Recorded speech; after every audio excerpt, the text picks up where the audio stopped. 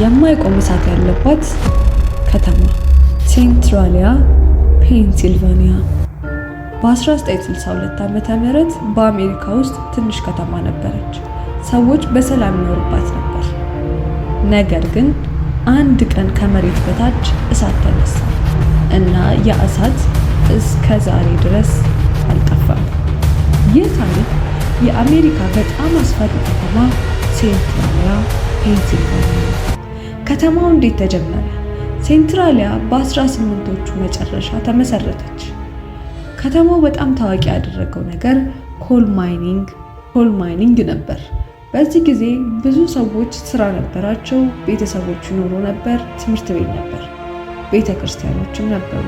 ከተማው ከ1000 በላይ ሰዎች ነበሩባት። ነገር ግን በ1962 ሁሉ ተቀየረ። በ1962 በግንቦት ወር ከተማው ያለው ቆሻሻ መጣያ ለማጽዳት ሰዎች እሳት አቀጣጠሉ። ነገር ግን እሳቱ ወደ ኮል ማይኒንግ ተነል ወይም ከመሬት በታች ያሉ የነዳጅ ቦታዎች ገባ እና ከዚያ በኋላ እሳቱ በመሬት በታች መቀጣጠል ጀመረ። የመጀመሪያዎቹ አስፈሪ ምልክቶች። ከጥቂት ዓመታት በኋላ ከተማው ሰዎችን አስደነገጠ፣ ምክንያቱም ከመሬት ጭስ ይወጣ ነበር። መንገዶች ይሰነጠቁ ጀመር። አየር እጅግ መርዛማ ሆነ። አንድ ቀን 12 ዓመት ዕድሜ ያለው ልጅ በመሬት ላይ እየተጫወተ ነበር እና ድንገት መሬቱ ተከፈተ። ልጁ ኦልሞስት ወደ እሳት ያለበት ጉድጓድ ሊወድቅ ነበር። አባቱ በመጨረሻ በጭንቀት አዳነው። ይህ ነገር ከተማው ሰዎች በጣም አስፈራ። 1980ዎቹ ላይ መንግስት አንድ ውሳኔ ወሰነ።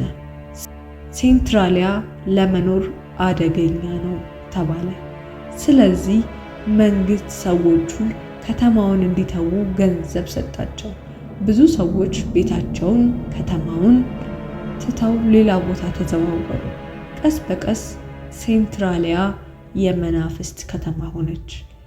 ዛሬ የሚከሰቱ አስገራሚ ነገሮች። ዛሬ ሴንትራሊያ በጣም እንግዳ ቦታ ነው። መንገዶች ከታች ጭስ ይወጣባቸዋል። መሬቱ አንዳንድ ቦታ በጣም ሙቅ ነው።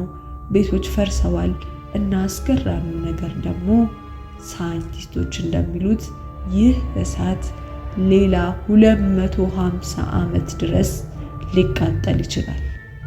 የታዋቂው ፊልም መነሻ ብዙ ሰዎች ያላወቁት ነገር አለ። የታዋቂው አስፈሪ ፊልም ማለትም ሳይለንት ሂል የተነሳው ከሴንትራሊያ ታሪክ ነው። እንግዲህ አስቡት፣ አንድ ከተማ ከመሬት በታች ያለ እሳት ለ100 ዓመታት እየተቃጠለ ነው እና ዛሬም አንዳንድ ሰዎች ወደዚያ ቦታ ለመጎብኘት ይሄዳሉ። ግን አንድ ጥያቄ አለ። እርሱ በዚያ ከተማ ሌሊት ማደር ትችላላችሁ?